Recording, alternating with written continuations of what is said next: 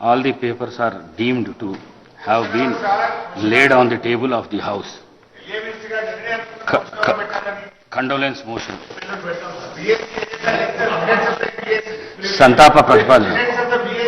ఉమ్మడి రంగారెడ్డి జిల్లాలో ఉప్పల్ శాసనసభ నియోజకవర్గం మాజీ శాసనసభ్యులు శ్రీ బండారు రాజిరెడ్డి గారి మృతి పట్ల సభ తీవ్ర సంతాపాన్ని వ్యక్తం చేస్తూ శోకార్దులైన వారి కుటుంబ సభ్యులకు తన ప్రగాఢ సానుభూతిని తెలియజేస్తున్నది. శ్రీ బండారు రాజిరెడ్డి గారు 2009 నుండి 2014 వరకు ఉప్పల్ శాసనసభ నియోజకవర్గం నుండి ఉమ్మడి ఆంధ్రప్రదేశ్ శాసనసభకు ప్రాతినిధ్యం వహించారు. వీరు గతంలో కాప్రా మున్సిపాలిటీ చైర్మన్గా పనిచేశారు. 2012లో తిరుమల తిరుపతి దేవస్థానం పాలక మండలి సభ్యులుగా కూడా పనిచేశారు. వీరు తమ నియోజకవర్గ అభివృద్ధికి ఎనలేని కృషి చేశారు. వీరు 2025 మే 8వ తేదీన మరణించారు. వీరి వయసు 78 సంవత్సరాలు. వీరితో పాటు నేను కూడా అసెంబ్లీలో 2014 వరకు వారితో కలిసి పనిచేసిన, మరి వారు చాలా గొప్పవారని చెప్పి ఈ సభకు తెలియజేస్తూ, మరి ఇంకో సంతాప ప్రతిపాదన.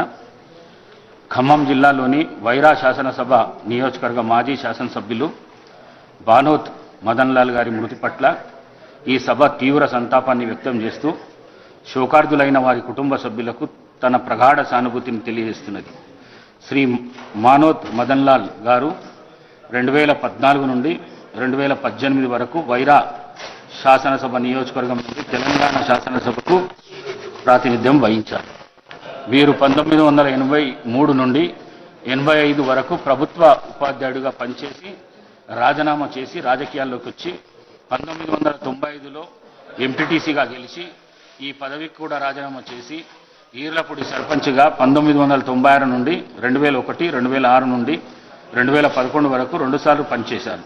వీరు తమ నియోజకవర్గ అభివృద్ధికి ఎనలేని కృషి చేశారు. వీరు 2025 మే 27వ తేదీన మరణించారు. వీరి వయస్సు 62 సంవత్సరాలు. శ్రీ బండారు రాజిరెడ్డి గారి మరియు శ్రీ మానోత్ మదన్ లాల్ గారుల ఆత్మకు శాంతి చేకూరేందుకు గాను 2 నిమిషాలు మౌనం పాటిద్దామని చెప్పి